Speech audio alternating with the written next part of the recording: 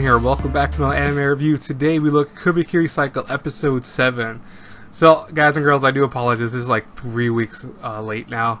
You know, with this show obviously being released as it is and sporadically as it is, with the 2-month break between episodes 6 and 7, I had kind of forgotten about it. I was checking routinely, but you know, for a good several weeks I forgot all about it completely, and it was just because of all other shows airing. So I do apologize for that, but this is why you don't air shows monthly, folks. Dang it, why is this show like Shaft? You did an incredible show, but why is it monthly? God, it's so baffling to me why the show does this. But anyways, this week's episode should be a quick review because not really much to explain if you saw it. Even though, you know, it's a 30-minute episode, it's really like, to explain all of it would be just me rehashing everything I've said, so I'm not going to do that.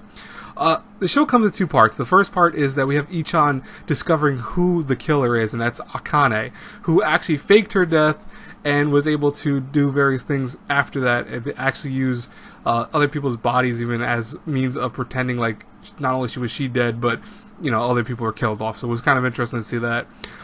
What was also interesting was Akane, actually not Akane, well actually it was Akane. It was Akane and Ichan both fighting each other. Ichan obviously is not a fighter by any means. If you're expecting a protagonist that can kick ass, he's not a protagonist like that. He's a smart protagonist.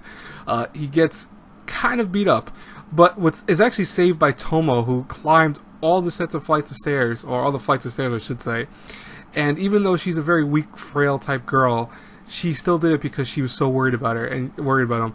And what I loved about that scene was that, you know, Ichan realized how much he loves Tomo because of that, even though they come from very different worlds. And that's something that the Kubikiri Cycle, the Zaregototsukai series, later on explains, where, you know, they are from very different worlds. It's always this thing where Tomo clearly loves Ichan, and Ichan clearly loves Tomo, but there's this kind of almost distance between them where they can't figure out how to really reciprocate each other's feelings for the sheer fact that they're so different from one another. And you know, it's cute in a way. It's also kind of sad in another way, because it's like, come on, I would love if they would have got it together. I think they might do that in the light novel, but I'm not 100% sure, because obviously we've only had 2 of the volumes ever released in America. They do, you know, I think as of the show right now airing, I think that they're trying to re-release the Kubikiri Cycle of various volumes. So I mean, we should have them releasing in, you know, in droves, hopefully eventually. But yeah, this week's episode had then Ichan describing how the murder took place.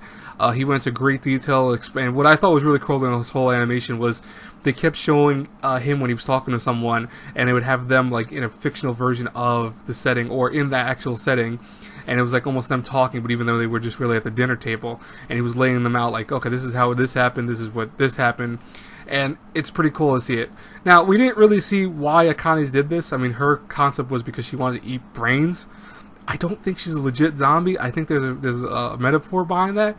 But we'll find out in the last episode, which should air soon. I think it aired already in Japan, but it should come out where you can watch it soon. I will try to get the review out as soon as possible for that. Anyways, I will talk to you guys later. Have a great, brilliant night, everyone. I'm going to be going to sleep soon, probably. But I am done with the reviews today, so I'll talk to you guys later. Have a great, blessed day, everyone. Well, night for some of you, blessed day for some. Regardless, just have a blessed day in general. I'll talk to you guys later. Bye-bye, everyone.